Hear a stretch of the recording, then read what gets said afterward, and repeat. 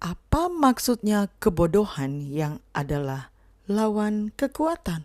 Mengapa bukan kebodohan lawan kepintaran? Ikuti terus bacaan pelajaran hari ini sesudah kita menyanyikan lagu yang berjudul Bapa Ajarlah Aku.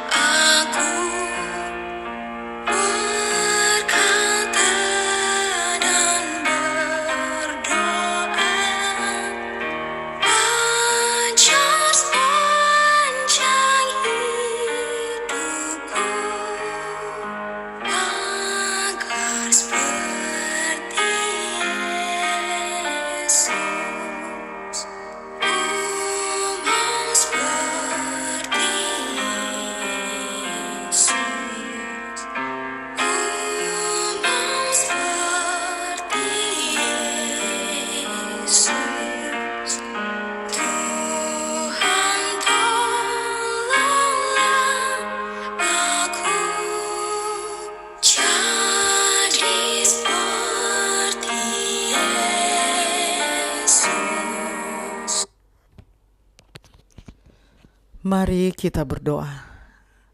Bapa kami dalam kerajaan surga, terima kasih untuk kesempatan yang Engkau berikan untuk kami dapat mendengarkan sebagian dari firman-Mu.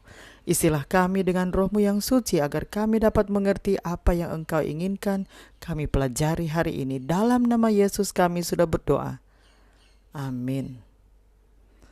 Pelajaran Sekolah Sabat Selasa 7 Juli 2026, pelajaran yang kedua di triwulan yang ketiga. Judul pelajaran Sekolah Sabat kita untuk hari ini adalah Kuasa bagi mereka yang diselamatkan. Pesan dari 1 Korintus 1 ayat 18 terlalu jelas untuk dilewatkan. Apa makna salib bergantung pada cara seseorang memandangnya. Salib adalah kebodohan bagi mereka yang memberontak terhadap Allah, tetapi merupakan kuasa bagi mereka yang merindukan keselamatannya. Bacalah Kolose 1 ayat 20 dan 1 Petrus 2 ayat 24. Apakah yang Yesus capai bagi kita di atas kayu salib? Kolose 1 ayat 20. Dan oleh Dialah ia memperdamaikan segala sesuatu dengan dirinya, baik yang ada di bumi maupun yang ada di sorga, sesudah ia mengadakan pendamaian oleh darah salib Kristus. 1 Petrus 2 ayat 24.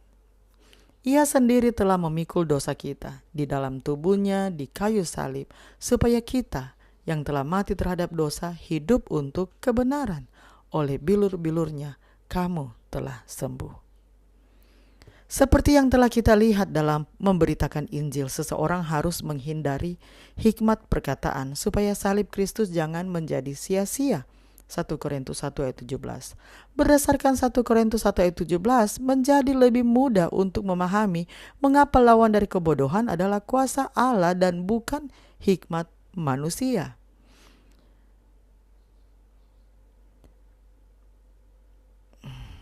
Salib yang begitu bertentangan dengan hikmat manusia justru mengungkapkan betapa bodohnya hikmat manusia itu.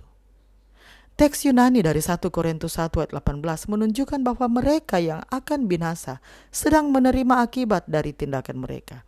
Teks tersebut dapat dibaca seperti ini: sebab pemberitaan tentang salib adalah kebodohan bagi mereka yang sedang menghancurkan diri mereka sendiri. Kata kerja Yunani apolimi yang artinya binasa juga bisa berarti menghancurkan. Seperti di dalam Yohanes 10 ayat 10. Faktanya apolimi diterjemahkan sebagai membinasakan dalam 1 Korintus 1 ayat 19. Apa yang terjadi di sini? Paulus memberikan landasan Alkitabiah untuk pernyataannya di ayat 18 tentang orang-orang yang binasa ini dengan mengutip firman Allah dalam Yesaya 29 ayat 14 di ayat 19. Dalam ayat 19, Allah lah yang berada di balik penghancuran tersebut, yang tampaknya bertentangan dengan kesombongan yang menghancurkan diri sendiri yang disebutkan sebelumnya. namun tidak ada kontradiksi. Idenya adalah bahwa Allah akan menghancurkan apa yang pada dasarnya sudah menghancurkan dirinya sendiri. Berbeda dengan mereka yang sedang dihancurkan, frasa bagi kita yang diselamatkan menunjukkan bahwa keselamatan hanya datang dari Allah. Paulus mengatakan bahwa kita sedang diselamatkan, artinya kita tidak menyelamatkan diri kita sendiri. Tentu saja kita tidak bisa. Keselamatan kita memiliki sumber eksternal, sementara kehancuran disebabkan oleh diri sendiri. Keselamatan hanya dapat dianugerahkan, sebuah karunia, kasih karunia bagi orang-orang berdosa. Sebagaimana jelas dalam 1 Korintus 1 ayat 21, Allah lah yang menyelamatkan mereka yang percaya. Kebodohan dalam pengertian ini adalah tindakan menolak apa yang telah Allah tawarkan kepada umat manusia melalui salib Kristus. Dan dengan demikian mendatangkan kebinasaan atas diri sendiri. Sebab upah dosa ialah maut, tetapi karunia Allah ialah hidup yang kekal dalam Kristus Yesus, Tuhan kita. Roma 6 ayat 23. Dalam hal apa sajakah ayat ini menegaskan kembali apa yang dikatakan Paulus dalam 1 Korintus 1 ayat 18 dan 19? 1 Korintus 1 ayat 18 dan 19. Sebab pemberitaan tentang salib memang adalah kebodohan bagi mereka yang akan binasa, tetapi bagi kita yang diselamatkan, pemberitaan itu adalah kekuatan Allah.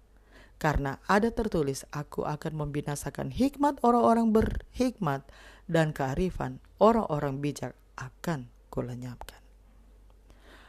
Mari kita ikuti lanjutan lagu tadi sebelum saya tutup dalam doa.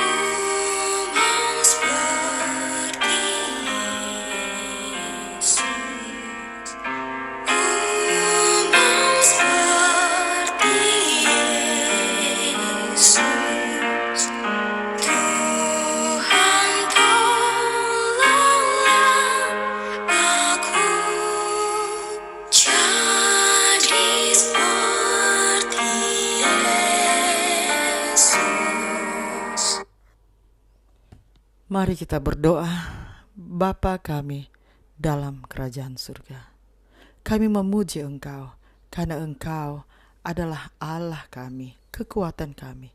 Terima kasih untuk pelajaran hari ini, di mana kami dapat belajar kekuatan kami hanyalah berasal daripada-Mu. Kiranya Engkau dapat terus memampukan kami ya Tuhan untuk terus bergantung kepadamu. Terima kasih ya Tuhan, karena Engkau akan selalu menuntun kami. Terima kasih untuk kasih setiamu bagi kami. Dalam nama Yesus kami sudah berdoa. Amin. Demikianlah bacaan pelajaran Sekolah Sabat Selasa 7 Juli 2026. Sampai bertemu di bacaan pelajaran Sekolah Sabat selanjutnya. Tuhan memberkati.